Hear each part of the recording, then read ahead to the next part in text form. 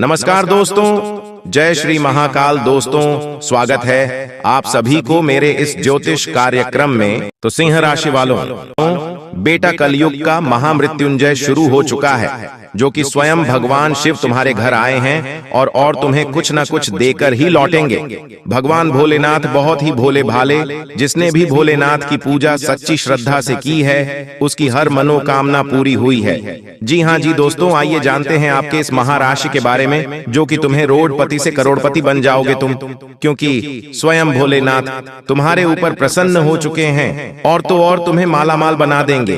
बस सच्ची श्रद्धा से कमेंट बॉक्स में हर हर महादेव शिव शंभू जरूर लिखें, तुम्हारे हर बिगड़े से बिगड़े काम बन जाएंगे। तो दोस्तों, देर किस बात की है, आइए जानते हैं तुम्हें कैसे करोड़पति बनने में रास्ता बताएंगे। स्वयं शिव बेटा करोड़पति बनेंगे ही, पर वीडियो को शुरू से लेकर अंत तक जरूर देखना पड़ेगा, तभी आप करोड़पति बन पाएंगे, अन्यथा नहीं बन पाएंगे। बेटा, मुझे पता है तुम्हारी समस्या, आओ और देखो, तुम्हारी हर समस्या को हम हाल करेंगे और तो और तुम्हें हर दुखों से मुक्ति दिलाएंगे। जी हाँ जी दोस्तों, शिव पुराण में भगवान शिव द्वारा श्री राम का ध्यान लगाने की बात कही गई है। इसके बारे में एक कथा प्रचलित है कि एक बार माता पार्वती ने शिव के ध्यान से उठने के बाद शिव से पूछा कि आप तो स्वयं ही देवों के देव हैं, इसलिए तो आपको देवाधिदेव कहते हैं। शिव कौन है? क्या वे भगवान हैं या बस एक पौराणिक कथा, या फिर शिव का कोई गहरा अर्थ है जो केवल उन्हीं के लिए उपलब्ध है जो खोज रहे हैं? भारतीय आध्यात्मिक संस्कृति के सबसे अहम देव महादेव शिव के बारे में कई गाथाएं और दंत कथाएं सुनने को मिलती हैं। क्या वे भगवान हैं या केवल हिंदू संस्कृति की कल्पना है, या फिर शिव का एक गहरा अर्थ है जो केवल उन्हीं के लिए उपलब्ध है जो सत्य की खोज में है? सोमवार के दिन अक्षत, चंदन, धतूरा, दूध, आक, गंगा जल और बेल पत्र आदि भगवान शिव को अर्पित करना चाहिए। इससे भगवान शिव प्रसन्न होते हैं और शुभ आशीर्वाद देते हैं। घर में सुख, शांति और खुशहाली बनाए रखने के लिए सोमवार के दिन भोलेनाथ को घी, शक्कर और गेहूं के आटे का बना भोग लगाएं और उनकी आरती करें। स्वप्न शास्त्र के अनुसार यदि आपको सपने में त्रिशूल दिखता है तो यह शुभ संकेत है। इस सपने का अर्थ है कि आपके ऊपर भोलेनाथ अत्यधिक प्रसन्न है। संकेत के भगवान शिव आपके साथ हैं। विभिन्न तरीकों से प्रकट हो सकते हैं, जैसे देवता की विशेषता वाले ज्वलंत सपने, आंतरिक शांति की गहरी भावना और दैनिक जीवन में समय पर तालमेल, बाधाओं से सुरक्षित महसूस करना और स्पष्टीकृत आध्यात्मिक मुठभेड़ों का अनुभव करना भी उनकी दिव्य उपस्थिति के सामान्य संकेत हैं। जी हाँ दोस्तों कहते हैं कि एक घर कुंडली में होता है और दूसरा घर वह जिसमें आप रहते हैं। जिस तरह कुंडली में ग्रह होते हैं, उसी तरह आपके घर में भी ग्रह होते हैं। जिस तरह आपके घर में ग्रह होते हैं, उसी तरह आपके शरीर को यदि घर माने तो उसमें भी ग्रह होते हैं। इसका मतलब 3 घर हो गए। पहला वह घर जिसे कुंडली कहते हैं, या जो आकाश के 360 डिग्री के 12 भागों में विभाजित है। दूसरा वह घर जिसमें आप और आपका परिवार रहता है, और तीसरा वह घर जिसे शरीर कहते हैं, क्योंकि आप शरीर में ही तो रहते हैं। आओ अब जानते हैं इन तीनों को सुधारने का तरीका, जिससे आपका भविष्य बदल जाएगा और सभी सुखों के साथ ही आप करोड़पति भी बन जाएंगे। जी हाँ, लेकिन दोस्तों, कुंडली में ग्रह अच्छे हैं, लेकिन यदि आपके घर का वास्तु अच्छा नहीं है तो अच्छे ग्रह भी अच्छा असर देने वाले साबित हो, इसकी गारंटी नहीं। यह भी तय नहीं कि वे बुरा फल देंगे या नहीं। दूसरी ओर, अब यदि आपका घर वास्तु अनुसार है तो कुंडली में बैठे बुरे ग्रह बुरा फल देंगे, इसकी गारंटी नहीं, लेकिन अच्छे घर से अच्छा फल जरूर मिलेगा। तो यदि संकट हो तो दोनों को ही दुरुस्त करें। वास्तु अनुसार घर में 4 कोण होते हैं: ईशान कोण, नैऋत्य कोण, आग्नेय कोण और वायव्य कोण। पूर्व, पश्चिम, उत्तर और दक्षिण। पूर्व दिशा के स्वामी सूर्य देवता इंद्र होते हैं। पितृस्थान की प्रतीक यह दिशा खुली होना चाहिए। पश्चिम दिशा के देवता वरुण और ग्रह स्वामी शनि है। यह दिशा भी वास्तु नियमों के अनुसार होना चाहिए। उत्तर दिशा के देवता कुबेर और ग्रह स्वामी बुध है। यह माता का स्थान है। इसी दिशा को खाली रखना जरूरी है। दक्षिणी दिशा काल पुरुष का बायां सीना, किडनी, बायां फेफड़ा आते हैं एवं कुंडली का दशम घर है। यम के आधिपत्य एवं मंगल ग्रह के पराक्रम वाली दक्षिण दिशा पृथ्वी तत्व की प्रधानता वाली दिशा है। यह स्थान भी भारी होना चाहिए। घर का मुख्य द्वार सिर्फ पूर्व या उत्तर में होना चाहिए।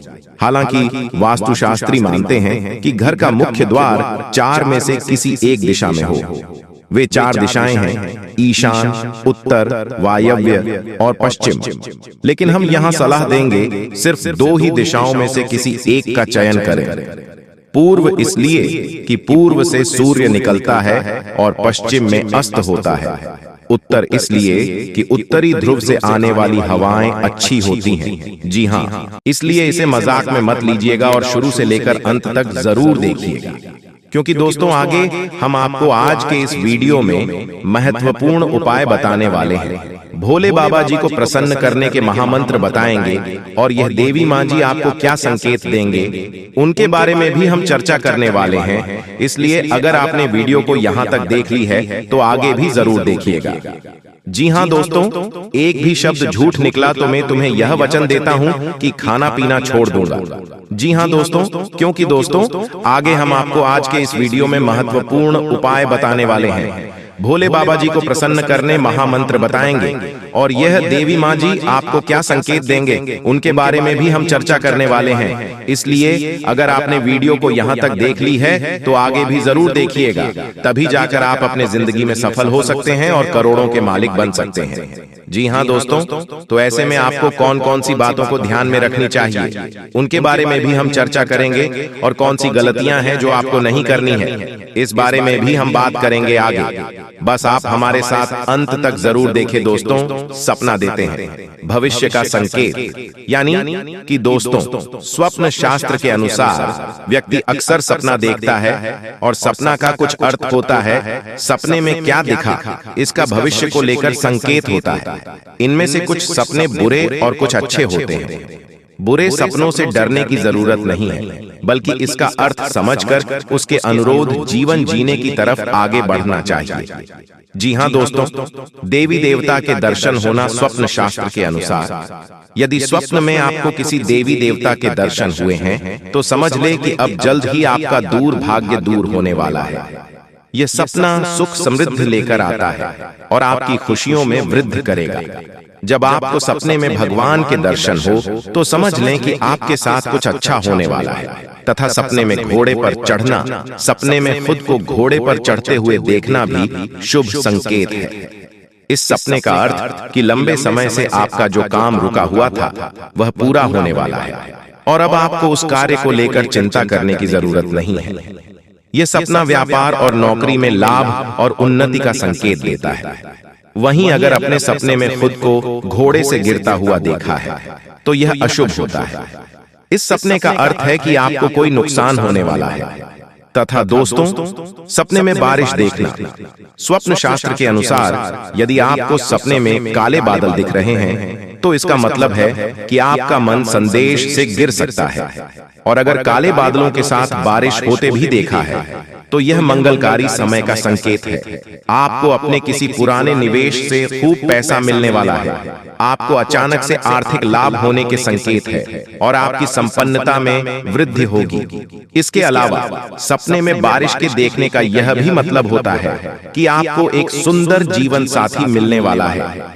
जी हाँ दोस्तों, तथा इन बातों का ध्यान रखिएगा कि अक्सर हम रात को सोते समय सपने बहुत सी चीजें देखते हैं। उस समय हम एक अलग ही दुनिया में होते हैं। ज्यादातर हम सपने में वही चीजें देखते हैं जिन्हें हमने असल जिंदगी में देखा हो या फिर जिनके बारे में हमने कल्पना की। इसी तरह से हमें कई बार सपने मंदिर या भगवान के दर्शन होते हैं। जी हाँ दोस्तों, आज रात के समय में आपको कौन कौन से खुशखबरी मिलेगी उसके बारे में अभी हम बात करेंगे। बस आप हमारे साथ आज के इस वीडियो में शुरू से लेकर अंत तक अवश्य बनी रहे। बिल्कुल भी वीडियो को मिस मत कीजिएगा। लेकिन उससे पहले जो भी भक्त अपने ऊपर महादेव जी का आशीर्वाद चाहते हैं, लक्ष्मी माता का आशीर्वाद चाहते हैं, वह सर्वप्रथम वीडियो को एक लाइक करें। उसके बाद कमेंट बॉक्स में हर हर महादेव, जय भोलेनाथ, जय शिव शंभू जरूर लिखें। आपके सारे बिगड़े काम बन जाएंगे और सभी देवी देवताओं का आशीर्वाद आपके ऊपर प्राप्त हो जाएगा। तो दोस्तों जरूर लिखिएगा। और इसके साथ अगर आप इस YouTube चैनल में पहली बार आए हैं तो चैनल सब्सक्राइब कीजिएगा।